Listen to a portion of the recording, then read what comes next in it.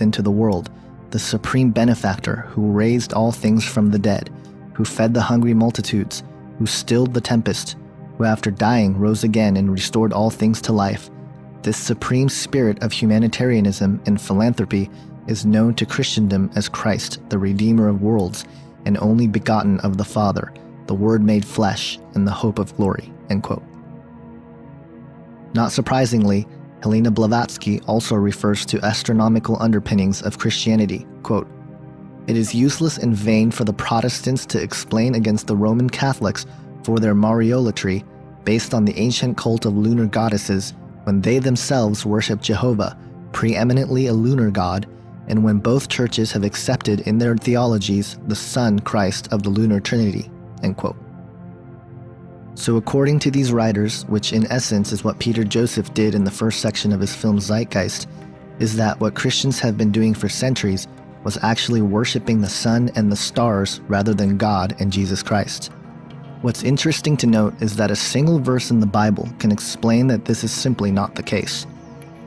In 2 Kings 23:5, it states, quote, "He did away with the pagan priests appointed by the kings of Judah to burn incense on the high places of the towns of Judah and on those around Jerusalem, those who burned incense to Baal, to the sun and moon, to the constellations, and to all the starry hosts."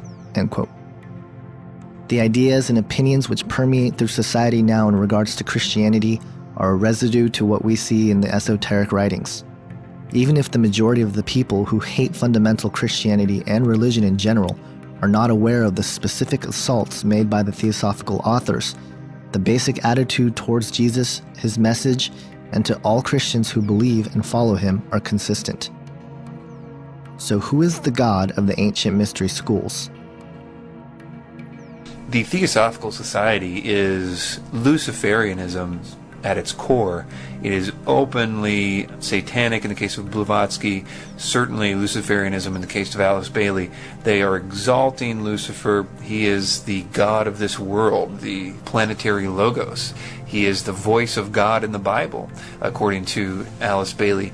Lucifer is God, and I think that the New World Order philosophy and how that connects is clearly tied to Luciferianism, the exaltation of Lucifer as God, even if the lower levels of globalization in the New World Order only view that in terms of a principle.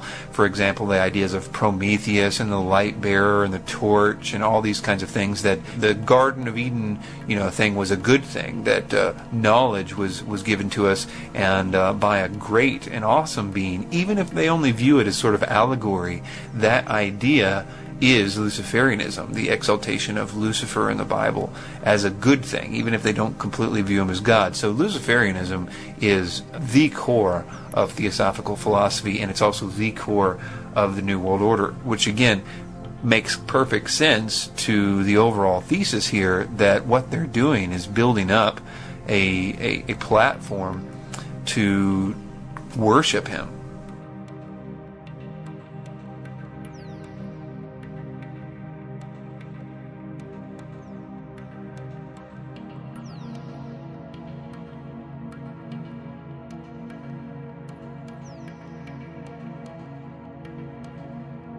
So you have very high-ranking guys saying that they're worshiping Lucifer.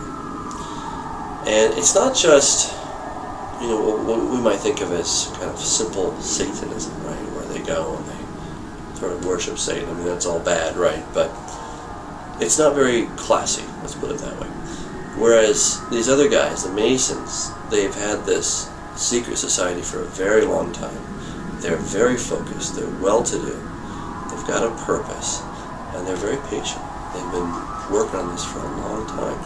And of course, everybody at the lower levels doesn't really know what's going on. Right. It's only when you get to the 33rd levels do you begin to understand what's going on. And even then, I think even if you get to the 33rd level, you're still somewhat deceived because you think Satan is actually the good guy. Right. So even the guys that know everything, so to speak, are still in the dark because Satan hasn't told them his true intentions, which is he doesn't care for anybody except himself.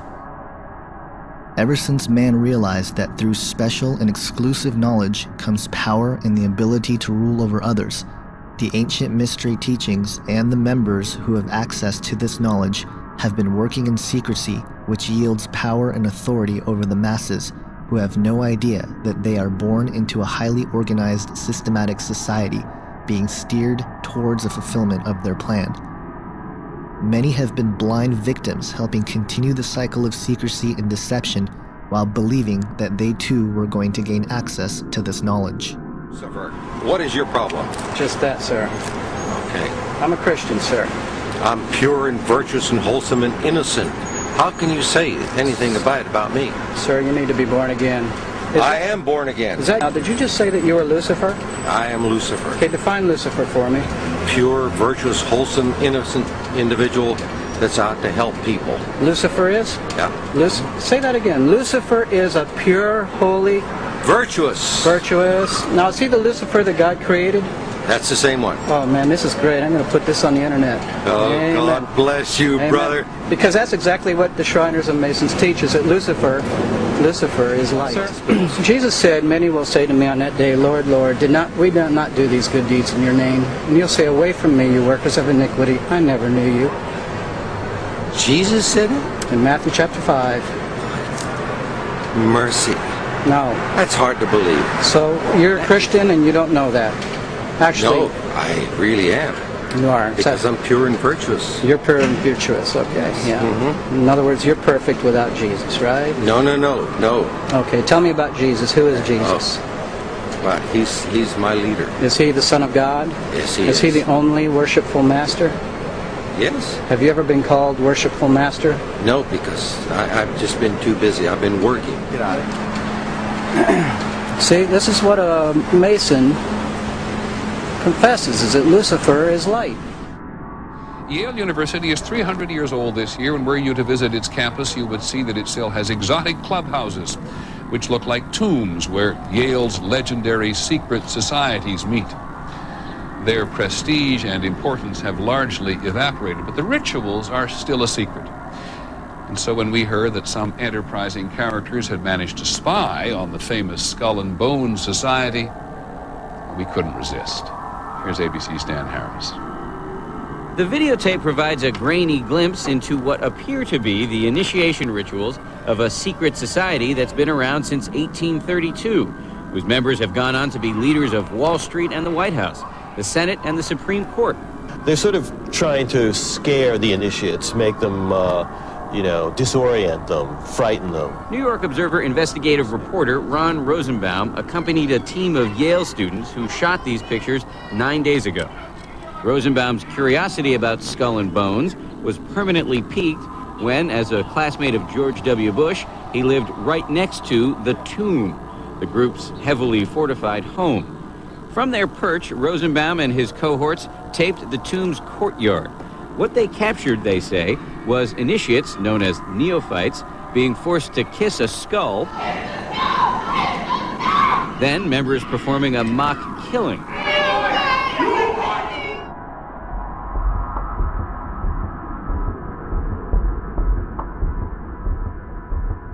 There is a biblical explanation for the ancient mystery schools and the idea of resurrecting Atlantis. After the fall of mankind in the garden, God says something very interesting to Satan.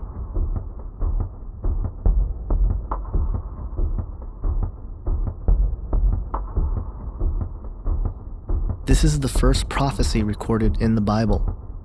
Her seed pertains to the coming Messiah, who would free humanity from the bondage of sin, of which Satan deceived humanity into accepting. It is also foreshadowing the virgin birth, since women are not the ones who carry the seed. This coming Messiah would bruise thy head, meaning he would defeat Satan and his work. God also mentions thy seed and how he will only bruise thy heel. This is the seed of Satan. Thus, the countermove for Satan became clear. Disrupt the human genetic pool so that the pure bloodline of man will not bring forth the Messiah to redeem mankind. This is the reason for the flood. We find the account of this attempt to disrupt the human genetic code in Genesis 6. It reads, quote, When man began to multiply on the face of the land and daughters were born to them, the sons of God saw that the daughters of men were attractive, and they took as their wives any they chose. Then the Lord said, My spirit shall not abide in man forever, for he is flesh. His days shall be 120 years. The Nephilim were on the earth in those days, and also afterward, when the sons of God came into the daughters of man, and they bore children to them. These were the mighty men who were of old, the men of renown." End quote. The sons of God mentioned here in the Hebrew is pronounced B'nai Ha-Elohim. The Septuagint, which is the Greek translation of the original Hebrew text, translates it as angels of God. They are clearly describing fallen angels. We know this because the Bible confirms this in 2 Peter 2:4, where it states, quote, "For if God spared not the angels that sinned, but cast them down to hell, and delivered them into chains of darkness to be reserved unto judgment," end quote. And in Jude 1:6, where it states, quote, "And the angels which kept not their first estate, but left their own habitation, he hath reserved in everlasting chains under darkness unto the judgment of the great day," end quote. Programs like Ancient Aliens on the History Channel have attempted to describe these sons of God as being aliens from outer space. This is wishful thinking. The reality is that these fallen angels were rebels to God and not some race of aliens from a faraway galaxy. In fact, the whole idea that there might be an alien race from outer space is part of the New World Order deception. We will get back to the UFO and alien phenomenon a little bit later, but for now let's continue on with what the Bible says about these sons of God. What the passage portrays, and it's very difficult for many people to absorb this, it portrays fallen angels. These are not the good guys. Remember when Satan fell, a third of the angels fell with him. Not all of them, but a group of them, apparently, and we'll talk more about this in a minute, chose to try to create a hybrid race by I don't know the technology. I'm not going to get into that. But they apparently see, angels can't multiply. Angels are eternal. Reproduction is a process for mortals. But at the same time, Satan's got a problem.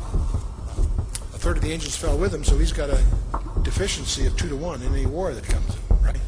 He's got to find a way to strengthen himself. This is just a conjecture that floats around. Now, the offspring of Nephilim, they're also called the Hagibarim, the mighty ones. And now, where the confusion starts to set in is when this Hebrew passage was translated into the Greek in the Septuagint, the word they used for the Nephilim was gigantes. It sounds like giants, and it turns out they were giants, but that's not what the word means.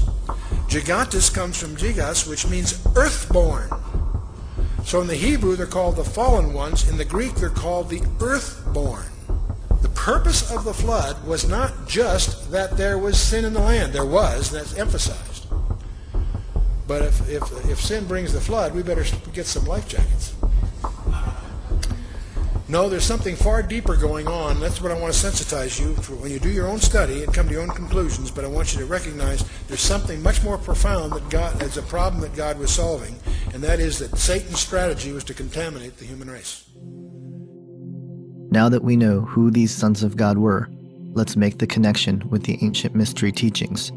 In order to do this, we must turn to a book which is referenced in the New Testament by Jesus, Peter, Paul, and Jude, but are not in the current Bible as we have today. It is also a book that the early church fathers considered inspired, and certainly the audience of the early Israelites were well versed in and familiar with. I am speaking about the book of Enoch. I believe it is important to look at a book like Enoch and enhance our understanding of the Bible. I am not ready to say that it is